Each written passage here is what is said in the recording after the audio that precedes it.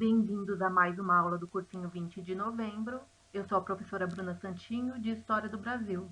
Espero que vocês continuem se cuidando e aproveitando para estudar. Nesta videoaula, vamos começar falando sobre o início do Brasil República e vamos chegar até o momento do golpe civil-militar de 1964.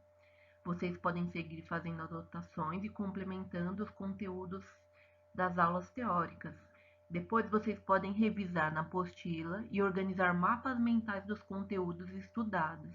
Isso é importante, como tenho ressaltado, porque são muitos conteúdos e isso pode ajudar vocês a fixar melhor as informações.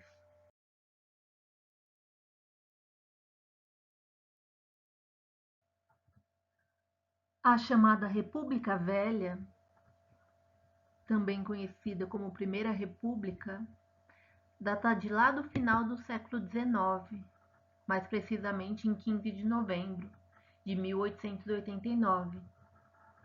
Esse período, chamado de República Velha, costuma ser contado de 1889 até a ascensão de Getúlio Vargas no poder em 1930. Os primeiros anos da República Velha ficaram conhecidos como República da Espada. Nesse período, tivemos alguns governos militares que faziam uso das armas para governar.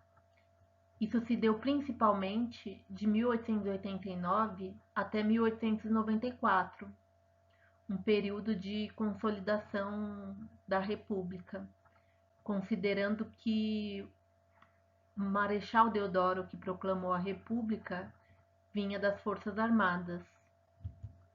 Depois de 1894 até o final da República Velha, a gente costuma chamar de República das Oligarquias. Foi um período que tinha uma relação de dominação principalmente a partir das oligarquias ligadas à produção de café. Com a proclamação da República, algumas mudanças ocorreram rapidamente. O antigo Império do Brasil agora passou a chamar Estados Unidos do Brasil. Também mudaram a questão da relação da Igreja com o Estado, porque tem uma separação. O Estado se torna oficialmente laico. Tem o que ficou conhecido como Grande Naturalização, que foi oferecer cidadania aos estrangeiros e permitir que eles se naturalizassem. Teve o fim do padroado e a instituição do casamento civil também. Uma curiosidade desse período é que alguns vice-presidentes assumiram. Um deles foi o Delfim Moreira. Ele assumiu em decorrência da morte do Rodrigues Alves.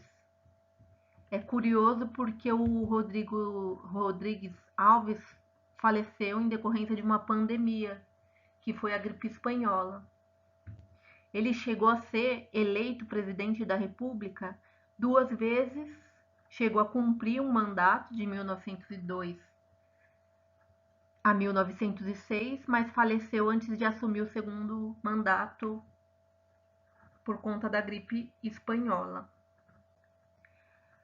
A República das Oligarquias Rurais também tem um outro apelido, que é a República do Café com Leite. Essa relação que se tinha com os grandes produtores rurais. Era uma forma de revezamento no poder entre os produtores de Minas Gerais e de São Paulo. Nesse momento também foi adotado a chamada política dos governadores. Era uma aliança entre o presidente e os governadores dos estados, que tinha uma relação de trocas de favor, para que tivesse uma estabilização e uma manutenção dessas oligarquias no poder. Uma outra forma de manutenção do poder desses pequenos grupos é o que foi chamado de coronelismo. Eram essas oligarquias que se sustentavam a partir do controle armado do voto da população rural e também das máquinas eleitorais. Isso ficou conhecido como voto de cabresto, onde os trabalhadores eram subordinados de forma violenta mesmo, né, armada, à política que os coronéis exigissem. Mesmo havendo essas políticas dos governadores, política do café com leite, mesmo o coronelismo, de forma inevitável, existiu bastante conflito no início da República no Brasil. Vários conflitos em decorrência da grande desigualdade social, principalmente pelo fato da não integração dos ex-escravizados na sociedade brasileira. Então, muitos movimentos de trabalhadores, tanto do campo como da cidade, se desenvolveram. Alguns deles que a gente costuma estudar, né? A Guerra de Canudos, o cangaço, grandes greves nos centros urbanos que vinham se desenvolvendo, a Guerra do Contestado, a Revolta da Vacina.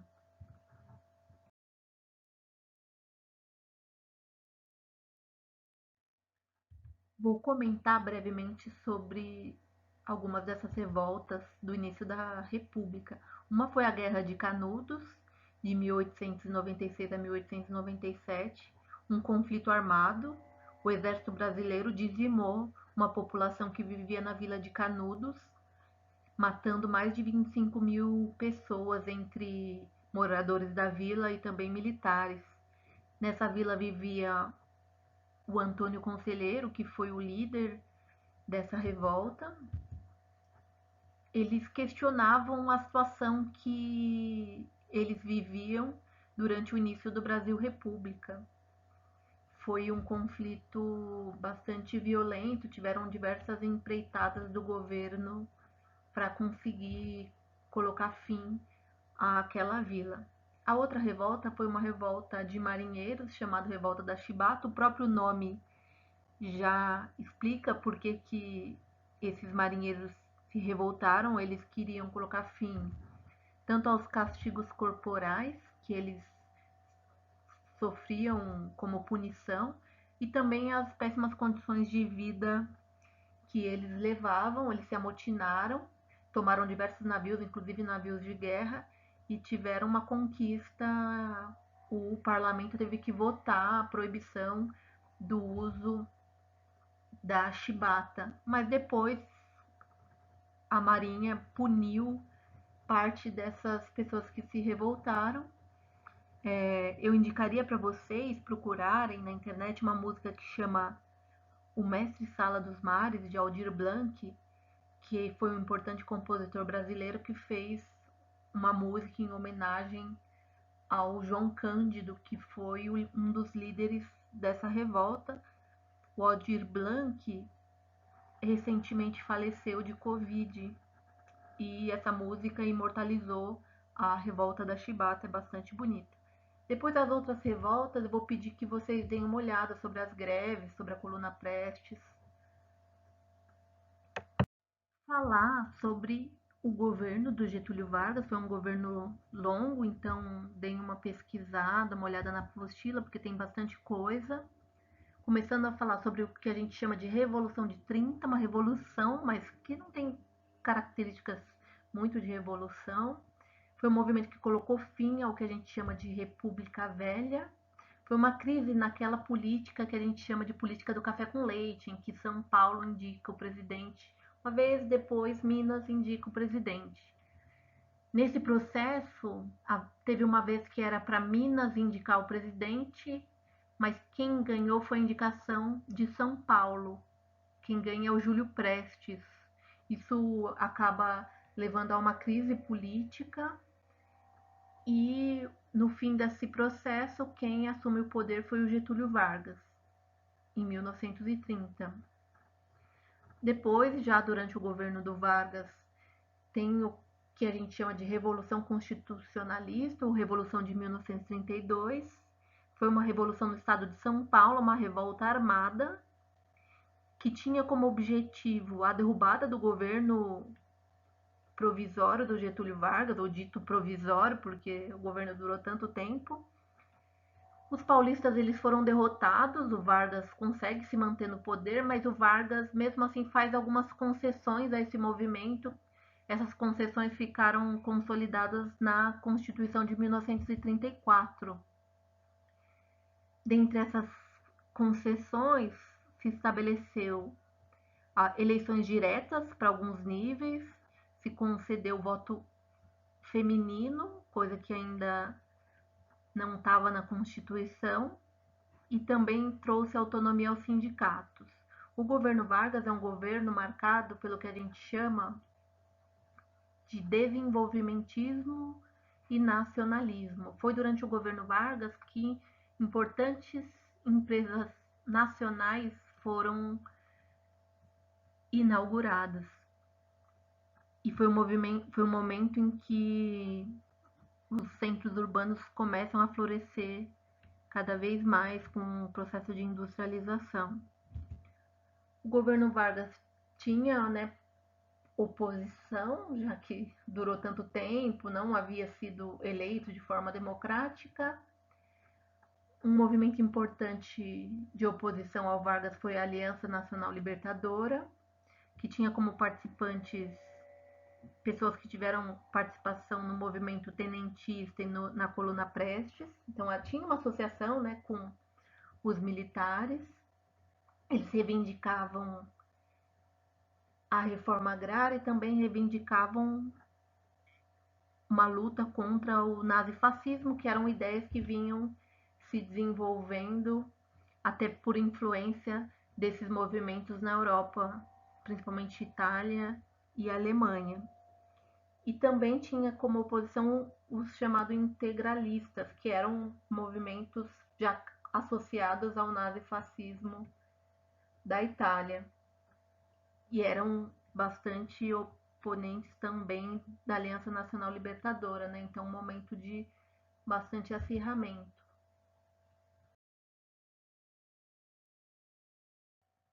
Em 1937, o governo Vargas institui o chamado Estado Novo. O Vargas ele vai apresentar a ideia de que existia uma conspiração comunista que ia dar um golpe e tomar o poder no Brasil. Dar um golpe, apesar de que o Brasil vivia uma ditadura, né, desde 1930. Essa ideia que ele apresentou ficou conhecida como Plano Cohen. Ele diz isso e, ao mesmo tempo, ele dá um golpe preventivo. Fecha o Congresso Nacional, Assembleias Legislativas, câmaras municipais, torna o regime mais autoritário ainda. Ele, inclusive, substitui governadores por pessoas nomeadas por ele próprio e produz uma nova constituição mais autoritária. Mesmo nos marcos desse fechamento do regime, o governo Vargas tem algumas realizações importantes, como a consolidação de direitos trabalhistas, a criação da Justiça do Trabalho em 1939, o direito ao salário mínimo, a semana de trabalho de 48 horas, a carteira profissional e também as férias remuneradas. Cria também infraestrutura para o país, coisa que é importante para o desenvolvimento nacional. Nesse momento surge a Companhia Vale do Rio Doce, que vai ser privatizada posteriormente, a Companhia Siderúrgica Nacional, também nesse momento que se cria o IBGE. O Getúlio Vargas fica no poder até o final da Segunda Guerra Mundial, em 1945, acaba sendo deposto por militares, foi substituído pelo presidente do Supremo Tribunal Federal, visto que na Constituição de 37 não tinha previsão de um vice-presidente. Com isso, tem uma abertura política, liberdade para os partidos políticos lançarem seus candidatos, tem eleições e uma nova Constituição. De 45 a 1964, vivemos um momento que a gente chama de governos populistas, como o governo do JK, o próprio Vargas vai ser eleito nos anos 50, e o governo do Jango, que é o último governo antes do golpe militar.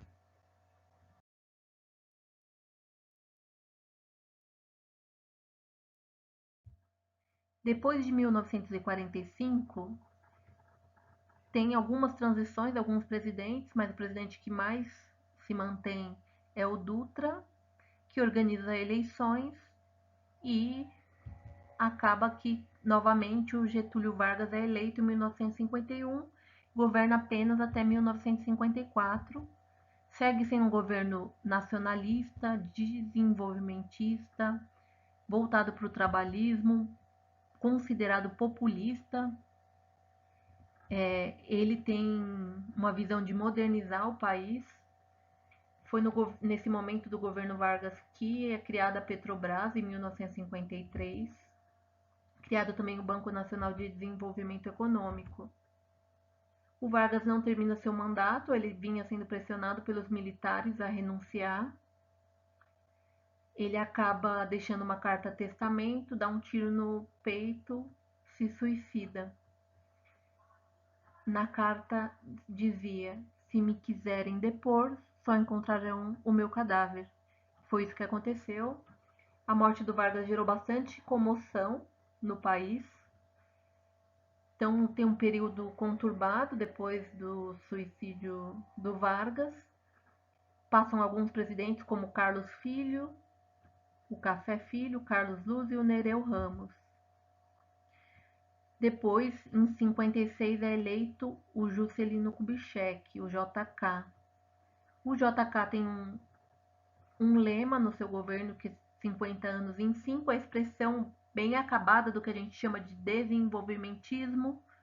Ele governa a partir do que ele chama plano de metas, que são 30 metas divididas em 6 eixos: energia, transporte, alimentação, educação, indústria de base. E tem como símbolo a apresentação da nova capital do Brasil, que foi toda construída, que foi Brasília. Ele também é considerado um governo populista e desenvolvimentista. Depois do governo Juscelino Kubitschek, assume uma figura excêntrica, que é o Jânio Quadros. O Jânio Quadros teve um governo contraditório. Ele assumiu com um lema de combate à corrupção. Tinha o símbolo a vassourinha, né, que ia varrer a bandalheira e a corrupção. Ele assume com uma crise econômica, uma desvalorização da moeda, inflação. Ele também teve algumas políticas externas que geravam polêmica, como a condecoração do Che Guevara. Também proibiu questões no campo da moral, como briga de galo, lança-perfume, uso de biquíni, jogos de azar. E o Jânio Quadros acaba renunciando. Difícil até, né, um consenso sobre os motivos do que levou ele a renunciar. Ele diz que tinham forças ocultas que pressionavam ele a renunciar. O Jânio Quadros tinha como vice-presidente o João Goulart, que era bem popular também, é considerado um governo populista, tinha sido eleito com mais votos do que o próprio Jânio Quadros. Nesse momento, a eleição do vice-presidente e do presidente eram separados. Existia bastante oposição quanto a João Goulart assumir, inclusive no momento da renúncia do Jânio Quadros. O João Goulart estava na China, um país comunista, né? Então tinha uma visão negativa disso por parte de importantes setores dos militares e dos políticos também. Tentam impedir que o João Goulart assumisse em 61, mas ele acaba assumindo. O parlamento vota, os deputados, que o Brasil se tornasse parlamentarista para que tivesse menos poderes na mão do presidente. Então, o Brasil tem um curto período de parlamentarismo nesse momento, mas acabam decidindo fazer um plebiscito nacional para decidir se o Brasil seria presidencialista ou parlamentarista. Acaba que o Brasil volta a ser presidencialista e o João Goulart assume com os poderes, né, previstos pela Constituição como presidente. Tem um governo também polêmico, começa a fazer propaganda e tentar aprovar reformas de base, como a reforma agrária, a reforma política, queria aprovar o direito dos votos dos analfabetos, dentre outras mudanças, e acaba com isso tendo um conflito grande no país e fazem com que o João Goulart saia do poder.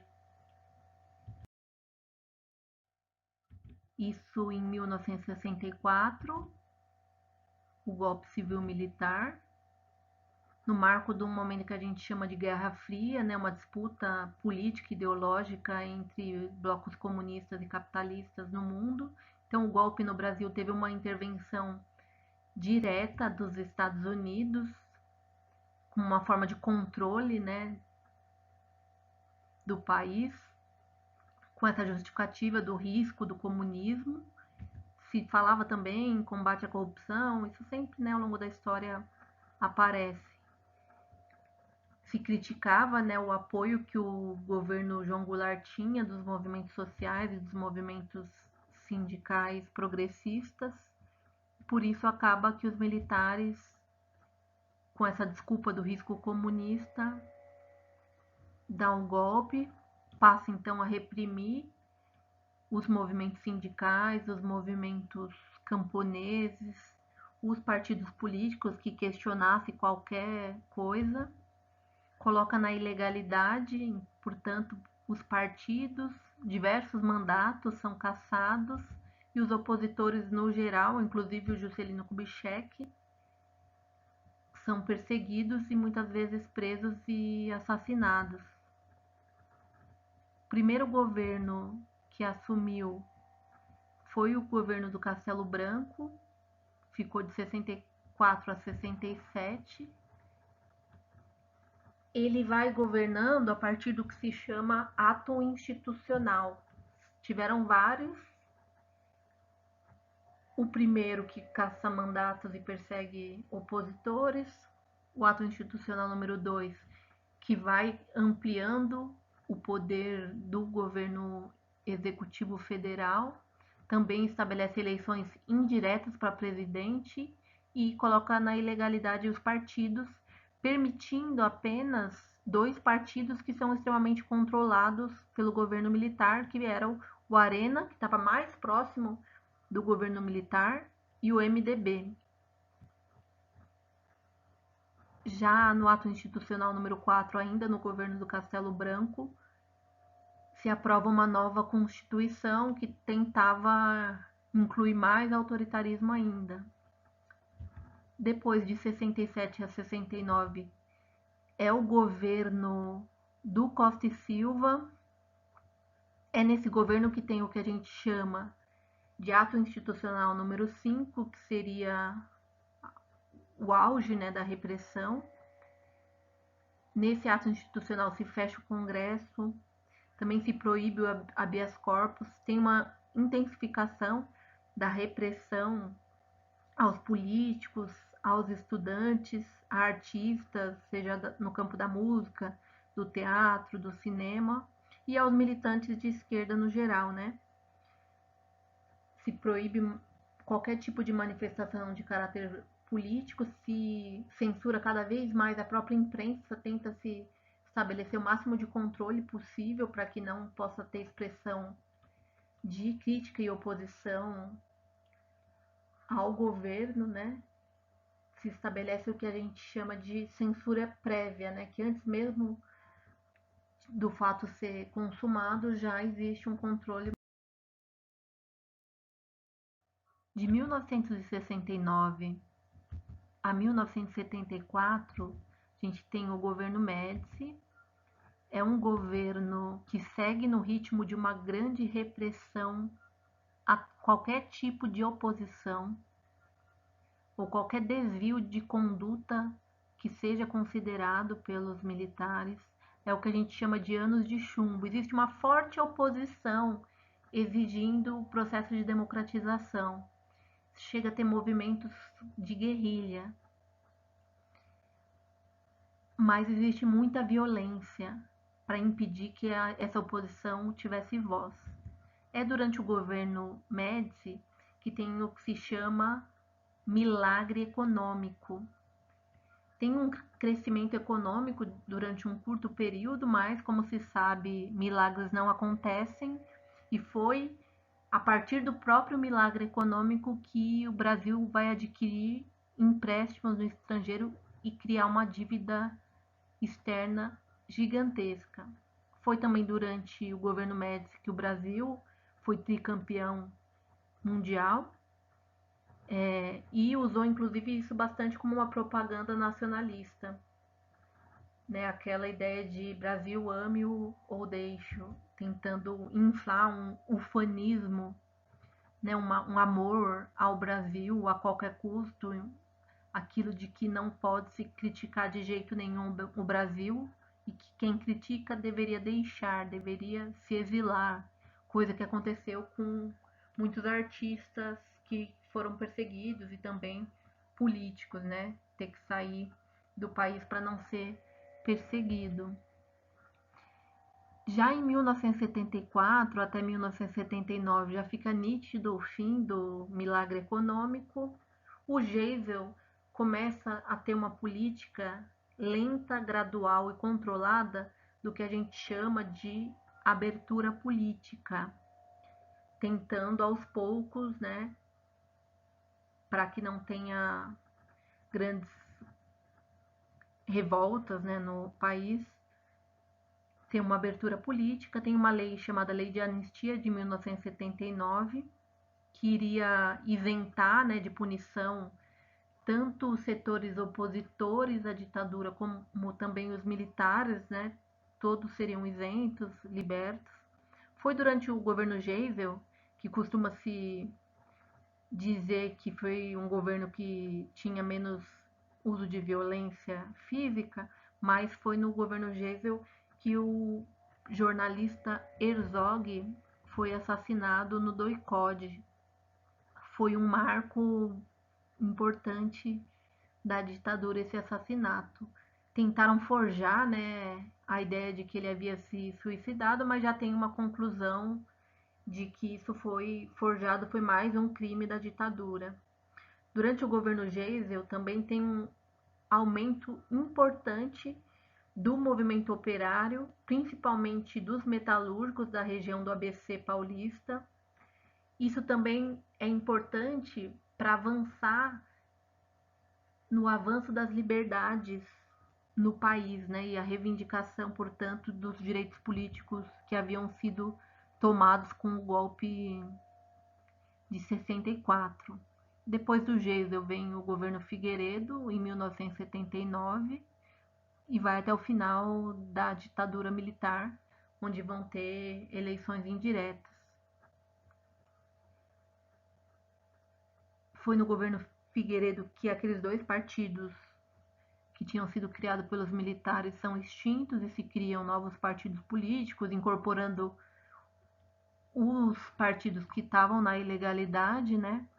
Nesse momento, né, anos 80, tem uma grande crise econômica, uma inflação fortíssima, bastante desemprego, carestia.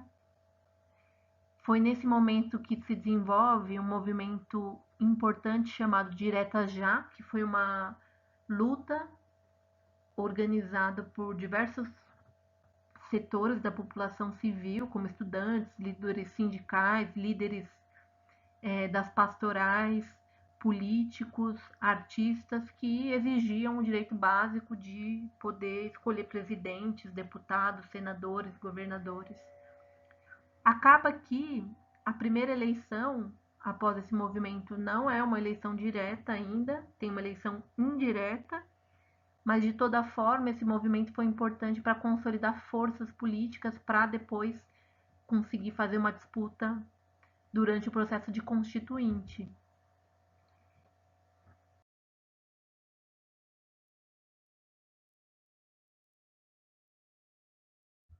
Portanto, o processo de fim do regime militar se inicia no governo Geisel, tem continuidade no governo Figueiredo. Durante o governo Figueiredo tem a lei de anistia, tem o movimento pelas diretas já. Em 84, uma emenda constitucional que propunha as eleições diretas foi rejeitada. De qualquer forma, o movimento foi importante para organizar as forças que participariam dos processos seguintes, principalmente a constituinte. É indicado como candidato na eleição indireta o governador de Minas Gerais, chamado Tancredo Neves. Ele foi candidato, tinha como vice o José Sarney, foi eleito, só que ele não chega a assumir, porque ele falece alguns dias antes dele tomar posse, portanto, quem efetivamente governa é o seu vice. Aqui tem algumas dicas de filmes que vocês podem ver sobre estes períodos. É uma forma interessante de estudar, né? Ver filmes, ouvir músicas, ler livros. Vocês podem também pesquisar sobre isso de uma forma mais agradável. Espero que vocês estejam se cuidando e bons estudos.